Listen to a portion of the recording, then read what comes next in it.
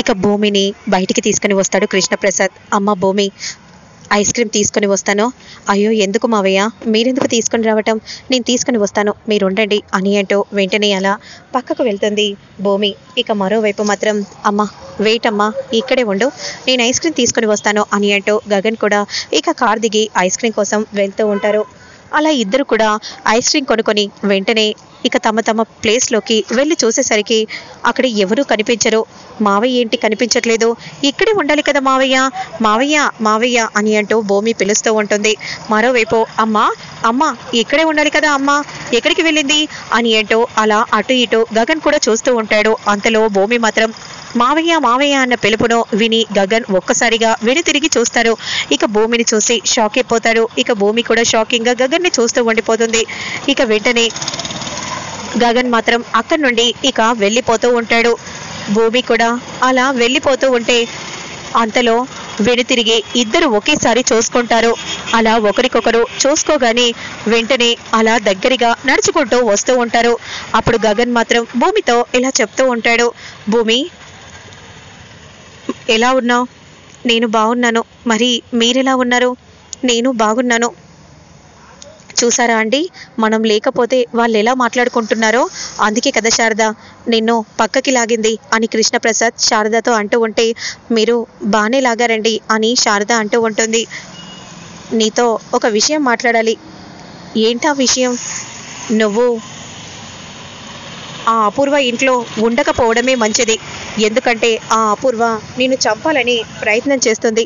అందుకే చెప్తున్నాను, నువ్వు ఆ ఇంట్లో ఉండకు, కానీ నేను ఆ ఇంట్లో ఉండాలి. ఇప్పుడు నా అవసరం మా నాన్నకు అవసరం కదా అని అంటూ ఉంటే ఇక అప్పుడు వెంటనే భూమి అలానే గగన్తో అంటూ చాలా బాధగా దీనంగా చూస్తూ ఉంటే, నేను నీ మంచి కోసమే చెప్తున్నాను, అవసరమైతే ఒక మంచి హాస్టల్ని చూస్తాను, నువ్వు అక్కడైనా ఉండు, అంతేకాని నువ్వు అక్కడ ఉండకు అని ఈ విధంగా అంటూ అలా గగన్ భూమిని చూస్తూ ఉంటే అప్పుడు వెంటనే భూమి చాలా బాధపడిపోతూ గగన్తో ఇలా అంటూ ఉంటుంది, లేదండి నేను ఆ ఇంట్లోనే ఉండాలి, మా నాన్నకు తోడుగా నేను ఉండాలి, అవసరమైతే మీ నాన్నకు ఇంకో ప్లేస్ చూస్తాను, కానీ నువ్వు ఇలాంటి నిర్ణయాలు తీసుకోకు.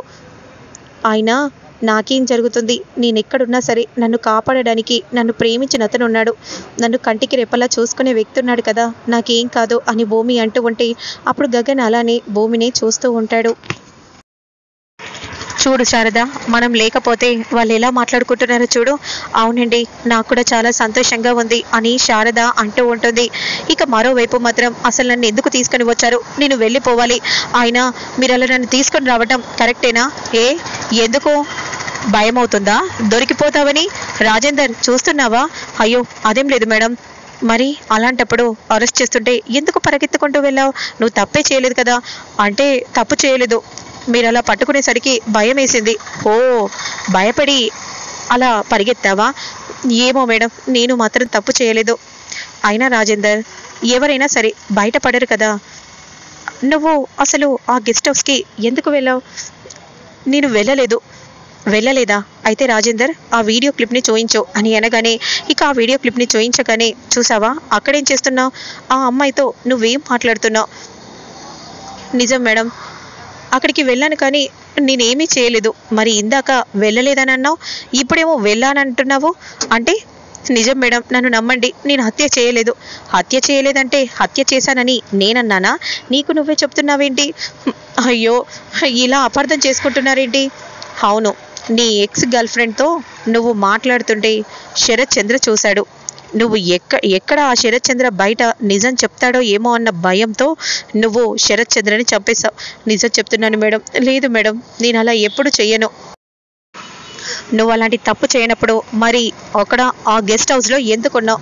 అయ్యో నేను నిజం చెప్తున్నాను మేడం, నన్ను నమ్మండి అని అంటూ ఉంటే, అయినా రాజేందర్ ఇలా కాదు, నైట్ అంతా పచ్చి మంచినీళ్ళు కూడా ఇవ్వకండి, తెల్లారాక అసలు పూజ మొదలు పెడతాను, ఆ తర్వాత వాడికే అర్థమవుతుంది అని అనగానే సరే మేడం అని అంటూ అక్కడి నుండి నయని వెళ్ళిపోతుంది. మేడం మేడం అని వంశీ అర్చన కూడా పట్టించుకోకుండా వెళ్తూ ఉంటే ఇక మరోవైపు మాత్రం అపూర్వ దీర్ఘంగా ఆలోచిస్తూ ఉంటుంది. అంతలో ఇంట్లో నుండి పాట వస్తూ ఉంటుంది.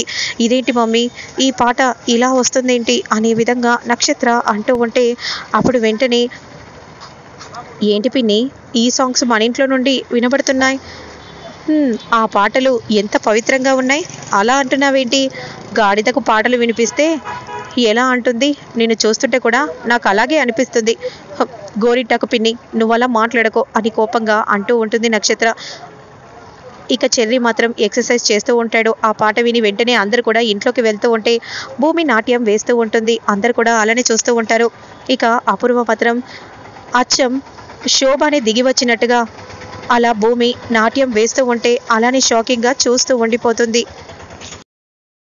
ఇక మీరా మాత్రం చాలా సంతోషంగా చూస్తూ ఉంటుంది. అచ్చం మా వదినలాగే చేస్తుంది నాట్యం అనే విధంగా అంటూ అలానే చూస్తూ ఉంటే అవే స్టెప్స్, అవే నడక, అవే నడవడిక, అవే ఎక్స్ప్రెషన్స్ అవన్నీ కూడా శోభా చంద్రను గుర్తు చేసేలా అలా భూమి చేయటంతో అమ్మ భూమి నిజంగా మా వదినలాగే చేసావు, చాలా సంతోషంగా ఉంది అని అంటూ మీరా దగ్గరికి తీసుకుంటుంది. వదిన ఏమంటావు వదిన? నేను కూడా అదే అంటున్నాను, మా అక్కని తలపించేలా చేసిందని. నేను మాత్రం ఏం మాట్లాడను, ఇక్కడ నుండి వెళ్ళిపోవడమే మంచిది అని అంటూ గోరింటాకు అక్క నుండి వెళ్తూ ఉంటే అమ్మా నువ్వు మాత్రం చాలా బాగా చేసావమ్మా, నువ్వే శోభచంద్ర కూతురు అని చెప్పాల్సిన అవసరం లేదు, దీనితో అందరికీ అర్థమవుతుంది అన్నట్టుగా అలా చేసావమ్మా అని కృష్ణప్రసాద్ అంటూ ఉంటే అలానే చూస్తూ ఉండిపోతుంది. అవును, నేను కూడా ఏం మాట్లాడాలో నాకు కూడా అర్థం కావట్లేదు అని బిందు అంటూ ఉంటే ఇక చెర్రీ మాత్రం నిజంగా చాలా బాగా చేసావు అనే విధంగా చెర్రీ అంటూ ఉంటాడు. నిజంగా భూమి ఆ ఎక్స్ప్రెషన్స్ చూస్తుంటే మాత్రం మైండ్ బ్లోయింగ్ అనుకో. ఇక అదే సమయానికి అపూర్వ కోపంగా పోతూ ఉంటే ఏంటి చూసావు కదా భూమి ఎలా చేసిందో, అక్కడ ఎవరనుకుంటున్నావు? శోభాచంద్ర కూతురు కాబట్టి అలా చేసింది. నాతో మాట్లాడాలంటేనే భయపడే నువ్వు ఇప్పుడు కొండలని ఎగరేస్తూ మాట్లాడుతున్నావు. చెప్తాను, దాన్ని ఇంట్లో నుండి బయటికి పంపిస్తాను, అలాగే నీ పొగురును కూడా అణుస్తాను, నేనేంటో చూపిస్తాను. ఇంత ధీమాగా మాట్లాడుతున్నావు కదా, ఆ ధీమానే వంచుతా, నేనేంటో చూపిస్తా అని కోపంగా అంటూ ఉంటే ఇక కృష్ణప్రసాద్ అక్క నుండి వెళ్ళిపోతూ ఉంటాడు. ఏంటక్క, నేను చంపేశాను అని అనుకున్నాను, కానీ నీ కూతుర్ని ఇక్కడ పెట్టేసి వెళ్ళావు కదా, నిజంగా అప్పుడు నీ కూతురుందని నాకు తెలిస్తే దాన్ని కూడా తీసి మంటలో కాలిపెట్టేదాన్ని, ఇంకొద్ది రోజుల్లో దాన్ని కూడా నీ దగ్గరికి పంపిస్తాను, వదిలిపెట్టను అని అపూర్వ అంటూ ఉంటుంది.